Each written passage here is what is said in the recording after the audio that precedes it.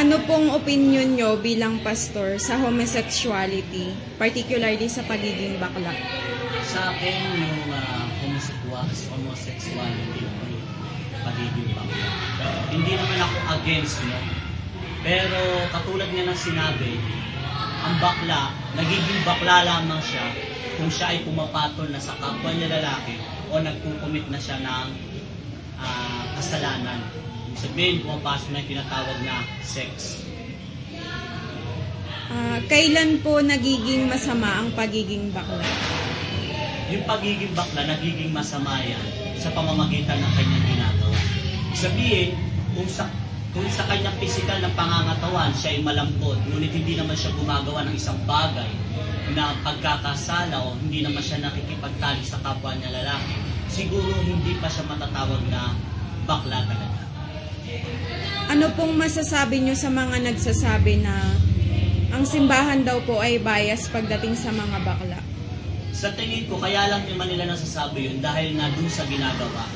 Pero yung mismo talagang tao na mayroong gano'n na particular na sinasabing pagiging bakla, wala naman talagang sinasabi. Kung hindi doon nila mahuhusgahan sa pagiging bakla sa pamagitan ng ginagawa nito. Totoo po bang hindi mapupunta sa langit ang mga bakla? Diyan sa tanong na yan ay hindi ko maaaring husgahan ng tao kung siya man ay bakla. Maliban na lang kung talagang nakikita mo yung pamumuhay niya ay gumagawa siya ng kasalanan, sumasama na siya sa kapwa niya lalaki, which is nagkukumit na siya ng sin. Ano po yung maiiwan yung mensahe sa mga bakla? Sa akin ang masasabi ko lang, kung talagang nais ng Diyos na magkaroon ng bakla, dapat noon pa. Pero ang ginawa niya lang ay babae at lalaki. Ibig sabihin, nung una pa man, ang plano lang ng Diyos ay dalawa. Likain, babae at lalaki. Kung nais mo na maging bakla, ito na lang ang isipin mo.